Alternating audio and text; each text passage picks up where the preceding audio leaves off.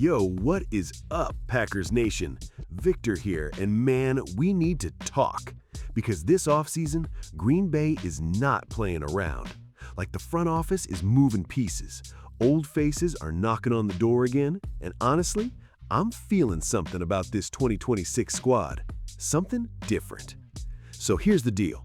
We got two things happening right now that when you put them together, tell you everything about where this team is headed at cornerback. And trust me, you're going to want to stick around for this one. First, the Packers just scooped up two players off waivers, a defensive back and a tight end. Both seventh-round guys. Nobody really believed in them, but Green Bay did. Is the front office seeing something the rest of the league missed? We're going to break that down. And second, a veteran cornerback who used to wear the green and gold, he literally called Green Bay home when asked about coming back. This dude has 21 career interceptions, once had a 5-pick season with the Packers, including 2 pick-sixes, and he's still out there, available, waiting. And with our secondary sitting at 28th in the league in interceptions last year, yeah, this reunion talk just got very real. These two stories, they're not random. They're both pointing at the same thing. Green Bay is actively building something at that cornerback position, and every single move matters if we want to take back the NFC North and finally end this 3-game playoff losing streak. But before we dive deep, if you're new here, hit that subscribe button. We are so close to 4,000 subscribers, and I need you to be part of this community. Already riding with us? Drop a like right now. It takes 2 seconds, and it means everything for the channel. All right, who are these two waiver pickups, and which familiar face might be coming back to Lambeau? Stick around, because it's about to get good. All right, so let's talk about what Green Bay just did, and why I actually think this is smarter than it looks on the surface. The Packers went out and claimed 2 players off waivers, a defensive back named M.J. Devonshire, coming over from the Buffalo Bills, and a tight end named Luke Lachey, grabbed from the Houston Texans. Both moves confirmed by Tom Pelissero of NFL Network. Nothing huge on the surface, right? But stick with me here, because context matters. Let's start with Devonshire. This dude was a 7th-round pick by the Las Vegas Raiders back in 2024. Got waived, bounced around, Carolina Panthers, Baltimore Ravens, and ended up on Buffalo's practice squad. He has not recorded a single stat at the NFL level yet, not one. So yeah, on paper, this is a low-risk, high-curiosity pickup. But here's what I keep coming back to. The Packers watched this guy, they evaluated him, and they still went and claimed him. Green Bay doesn't just grab bodies to fill space.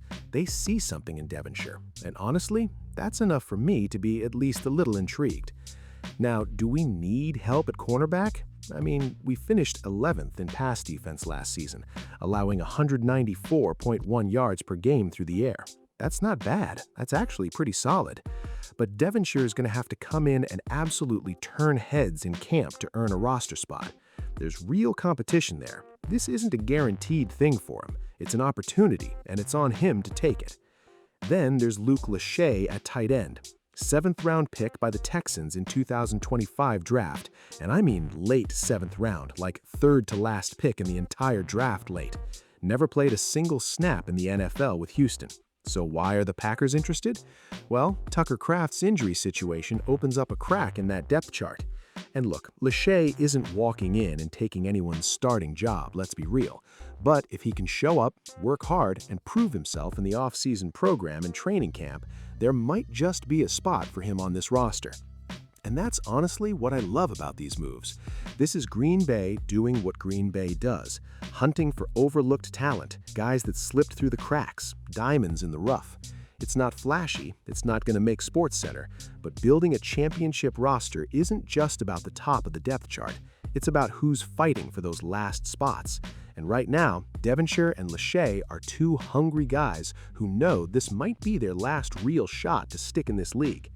The Packers are going to keep tinkering. This offseason is far from over, and every single piece they add is one more piece in the puzzle of getting back to the top of the NFC North and going deeper in the playoffs than that wild card exit we all had to sit through this past season. That one still stings, man. It really does.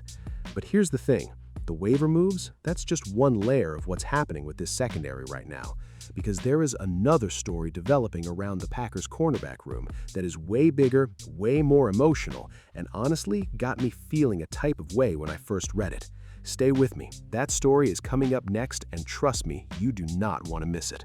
Hey, what is up, Packers Nation? I'm Victor, and if you're watching this, you already know there is no offseason for a real Packers fan. We're locked in 365 days a year, and today we've got a story that genuinely gave me chills when I first saw it pop up on my feed. But real quick, before we get into it, if you're not subscribed yet, please hit that button right now. We are pushing hard to hit 4,000 subscribers, and every single one of you matters. Hit subscribe, drop a like on this video, and let's build this community together, okay? Okay, let's talk football. So here's the situation. Rasul Douglas, veteran cornerback, unrestricted free agent, is out there on the market right now. Multiple teams are reportedly interested, and when Packers reports Easton Butler straight up asked him, "Hey, Rasul, would you want to come back to Green Bay?" You know what Douglas said? He called the Packers home. Man, home. That word hit different. That's not something a guy says just to be polite. That's a guy telling you exactly where his heart is.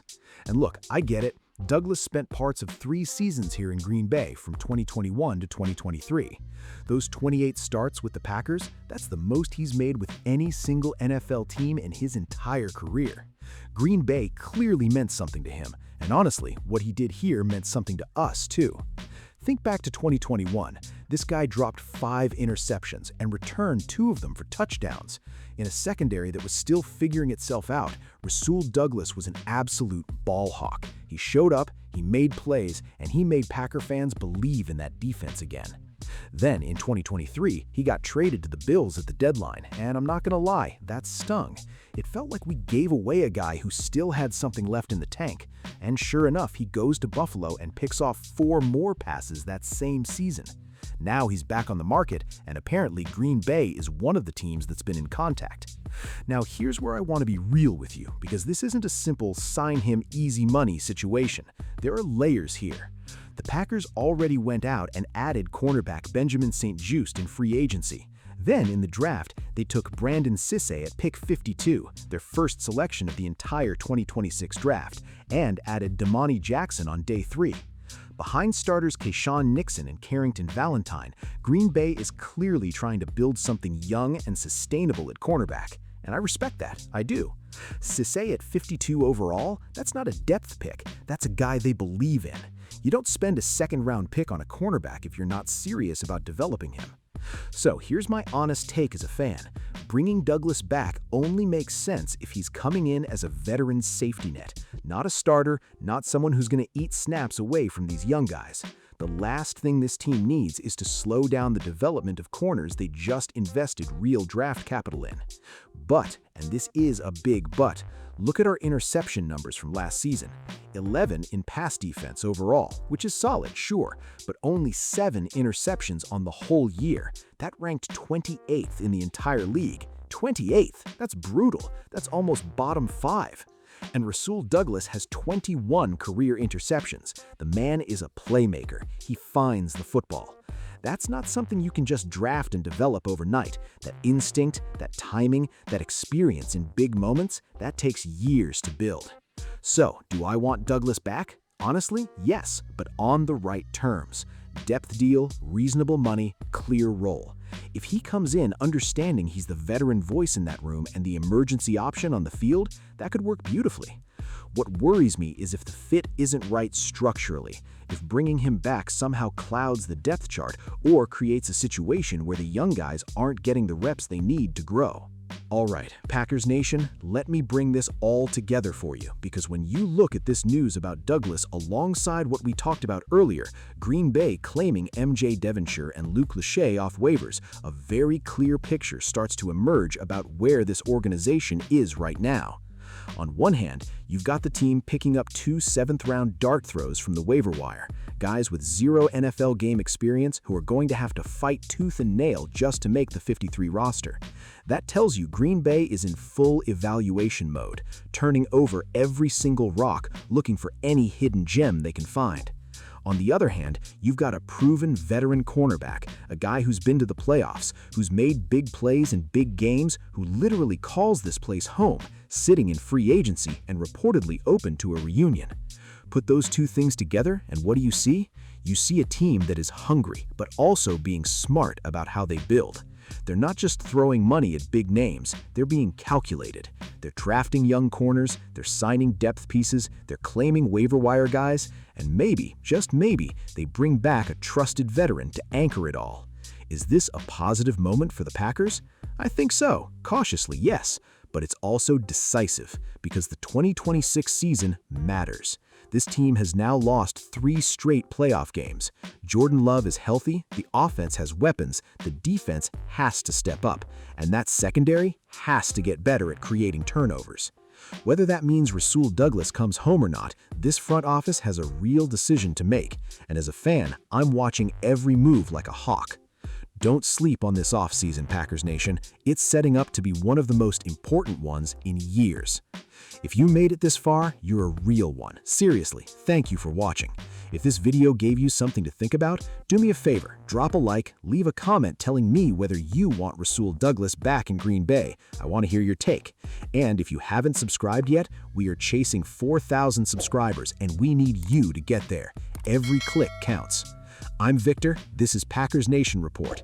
Go Pack Go, and I'll see you in the next one.